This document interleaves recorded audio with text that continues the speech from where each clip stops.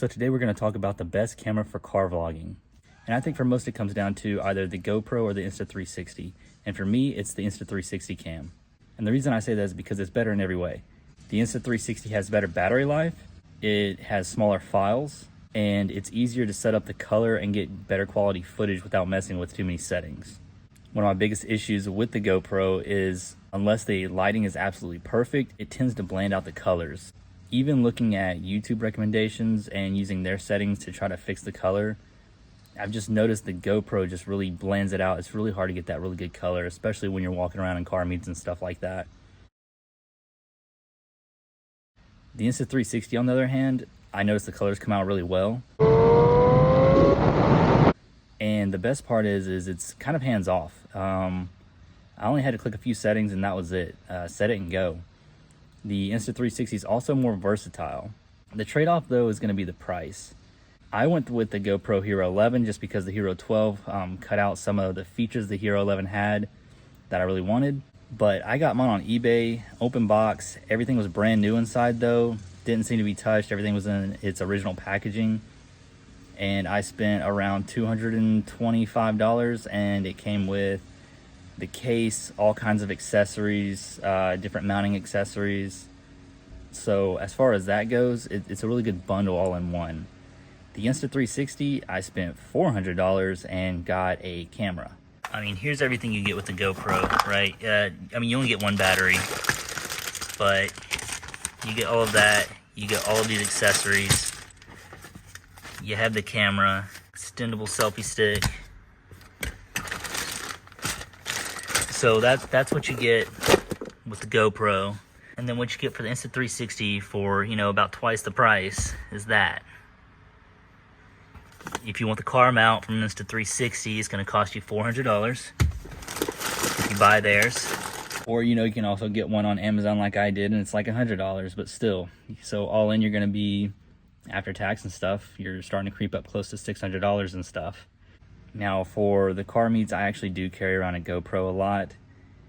There are some things I like about it. So its little selfie stick's more convenient to hold. There's more adjustability. It's overall just convenient to carry around, but the more that I mess with the Insta360, the more that I'm really preferring that. It has some features that the GoPro just doesn't.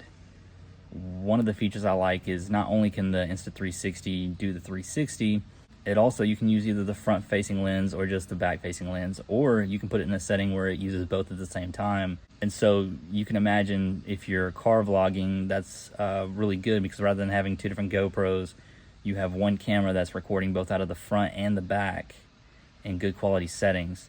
So you can get that nice interior cabin shot, and then you can also get the nice external shot. The sound is also better on the Insta360. One of the issues with the GoPro is where the mic is mounted at. If you're capturing sound out of the front, that's fine at whatever you're facing at. It's good. But if you're speaking behind it, you're muffled. I've noticed with the Insta360, it doesn't matter whether I'm looking on what I perceive as the front or the back. It's just very consistent sound. So it is a hard cost to swallow, but the more I mess around with the Insta360, the more I think it's really worth it. Both cameras have their own apps with editing software. One of the good things I like about the GoPro is that it can do a auto highlights where it'll start to pick some of the highlights, and it's easy to adjust and select whatever else you want, and it'll throw it into a video. So I like that. But the Insta360 isn't bad either. And again, the GoPro's file sizes are so large. You're talking about a 1-minute video is going to be over a gig. And it's not even maxed out at that point either. That's me filming in 4K 30 FPS. On the Insta360, however, I think I had a 30-minute video, and it was probably, I think, under 15 gigs. And that was 4K 60 FPS. So you can see the difference. And the last thing I'll talk about is the battery life. The GoPro's battery life is absolutely atrocious. 4K 30 FPS, it's going to drain your battery so fast. You're maybe going to get 30 minutes worth of filming, whereas the Insta360, half an hour filming 4K 60 FPS, and I still had like 75% battery or more. I can't remember exactly, but I bought an extra battery because I thought, oh, this is going to drain fast because I already had a GoPro at that point, and I've never had to use an extra battery. So that's my opinion. I think if you're going to car vlog, you know, do car reviews, inside outside shots, those kind of things, yeah, GoPro is probably good to have on hand. Sometimes it's more convenient, but for the most part, I prefer the Insta360. I think it's the better deal.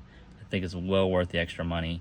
And if you compare it to the GoPro Hero 12, which the battery is not that much better, it's definitely way more worth it in my opinion.